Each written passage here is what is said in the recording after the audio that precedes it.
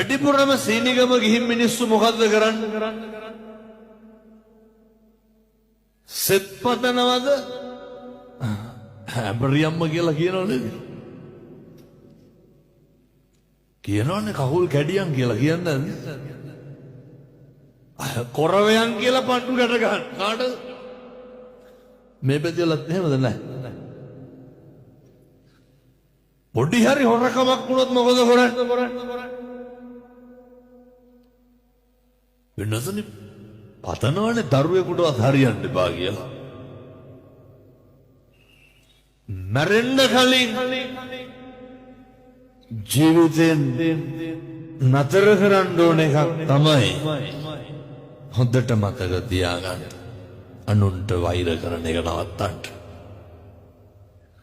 මිනිස්සු අපිට කොච්චර දෙස් දෙවල් තිබ්බත් මම මේ කියන එක හොඳට අහගන්න.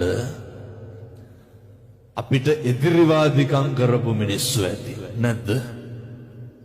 කකුලෙන් නැද බුදවිය නැද්ද?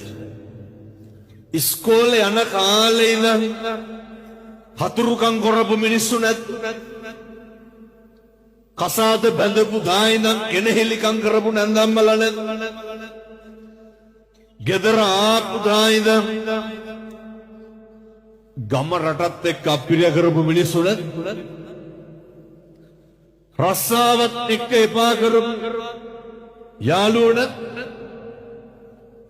ජොබ් එකත් එක්ක එපා කරපු ආයතනයේ සමකාලීනව සේවකයෝ නැද්ද? ඔය ජීවිතය අපිරිය වෙන තරමට අප්‍රසන්න මිනිස්සු හම්බෙලා ඇති. බොහොම කරුණාවෙන් දේශනා කරන් සත්පුරුෂ පින්නතුනේ ඔලු තියපු මිනිස්සු ඇති නැද්ද? නැත්ද සල්ලි ඉල්ලගෙන ආපහු දීපු මෙතනදල එහෙම නැතුව මම කියන අනිත් පැතිවල ඉල්ලගත්තාම ටිකක් දෙනවා හොරයි. ඔය සමහරව ඉන්නවනේ කියනවනේ හාමුදුරුවනේ දුන්නොත් දෙන්නේ 500යි. ඇයි ගන්න බැයි නම් දෙන්නේ 500යි. අරගෙන ඕනතරම් දෙන්න ඇත්තන්ගේ ජීවිතේට බොරු කියපු මිනිස්සු කොච්චර ඉන්නවද?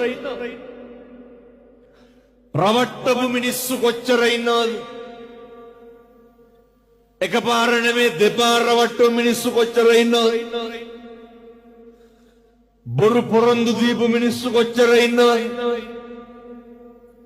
අප්‍රසන්න කරපු මිනිස්සු කොච්චර ඉන්නවද? බුදුහාමුදුරුවෝ මොකද්ද උගන්වන්නේ? බුදුහාමුදුරුවෝ මොකද්ද කියන්නේ? මිනිස්සුන්ට අල්ප මාත්‍රයකින්වත් වෛර කරන්න එපා. මිනිස්සුන්ට අහිතක් පතන්න එපා.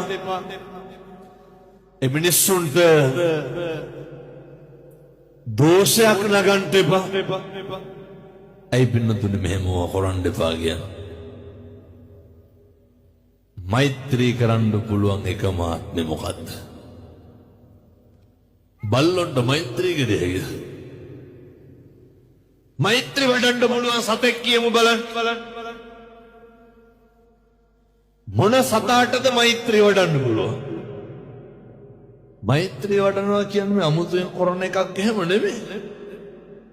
මැරෙන්න කලින් මේ කැත ගති නවත්තලා මැරෙන්න ඕනේ. හේතුවක් තියෙනවා. සංසාරේ පින්නතුනේ හරි කාලෙකින් අපි මිනිස්සු වෙලා උපදින්නේ. දැන් මේ අම්මලා තාත්තලා හිතාගෙන ඉන්න ලබනාත්ම කවුරු වෙලා උපදී කියලාද? එහෙම සැකයක්වත් නැද්ද? කල්ප ගාන යනකම් මිනිස්සු වෙලා උපදින එකක් නැහැ. හේතුව අර බුදුහාමුදුරුවෝ දේශනා කරනවනේ ආනන්ද හාමුදුරුවන්ට. ආනන්ද මේ මහ පොළවට නිය පොත්ත ගහලා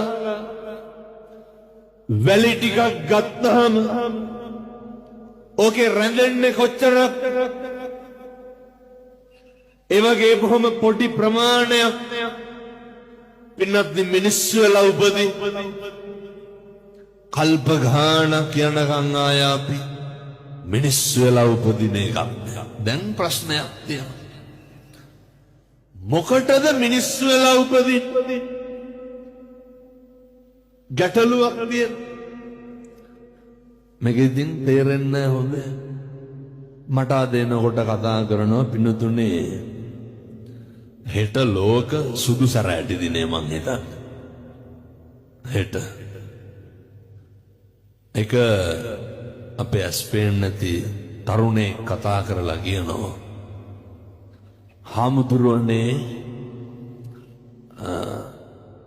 මිනිස්සුන්ට මේක ගිහින් අද කියන්නේ.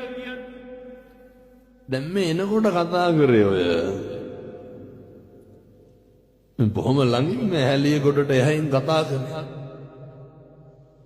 මිනිස්සුන්ට කිය ඇස්පේන මිනිස්සු හරි පින්වන්තයි. ඇස්පේන නැති මිනිස්සු පව්කාර